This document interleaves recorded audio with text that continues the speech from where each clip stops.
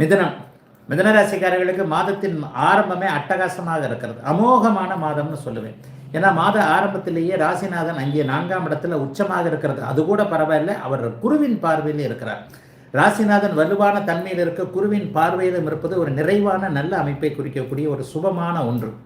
அதோட 5ஆம் இடத்துல 5ஆம் அதிபதியும் 9ஆம் இடத்துல 9ஆம் அதிபதியும் 3 சுபகிரகங்கள். உங்கள் ராசிக்கு 3 பேர் சுபகிரகங்கள், புதனும் சுக்கிரனும் சனியும். இந்த மூவருமே வலுத்து நல்ல விதமாக அமைந்திருப்பது என்பது எதிலும் ஒரு நிறைவுகளை தரக்கூடிய ஒரு மிகப்பெரிய யோக மாண்பான ஒரு அமைப்பு.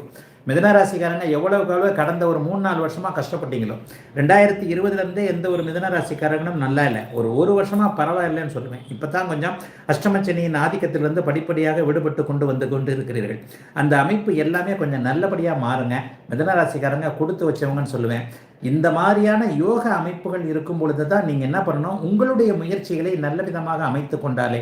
பிறந்த ஜாதக தசாபக்தி அமைப்புகளில் 6-8 தசாபக்திகள் மட்டும் நடக்காதவர்களுக்கு மிகப்பெரிய யோக பலன்கள் கண்டிப்பாக இருக்கும். எல்லாவற்றிலும் ஒரு மிகப்பெரிய நல்ல பலனை இப்போது சந்திக்க முடியும். கணிதம் சார்ந்த துறைகளில் இருக்கக்கூடியவர்கள், கம்ப்யூட்டர் கணக்கு வழக்கு போன்ற அமைப்புகளில் இருக்கக்கூடியவங்க, மீடியேட்டர் துறைகளில் இருக்கக்கூடியவர்கள், தபால் போன்ற தகவல் தொடர்பு போன்ற அமைப்புகள், செல்போன் போன்ற கம்பெனிகளோடு தொடர்பு கொண்டவர்கள், செல்போனில் பேசி பிழைக்கக்கூடிய அத்தனை மிதுனராசிக்காரர்களுக்கும் நல்லவைகள் நடக்கக்கூடிய, எல்லாம் நிறைவாக இருக்கக்கூடிய யோக பலன்கள் நடக்கக்கூடிய அமைப்புங்க.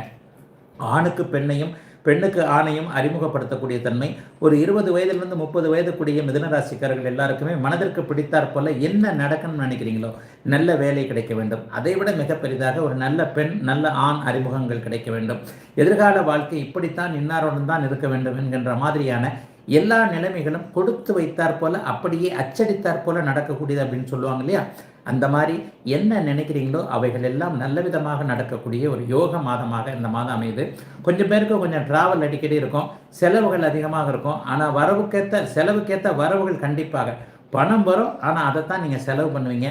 ஆகவே அவரவருடைய தசாபக்தி அமைப்புகளின் அடிப்படையில் மிதுனராசிக்காரர்கள் கொடுத்து வைத்தவர்கள் 2024 அக்டோபர் மாதம்னே சொல்லிடலாம்.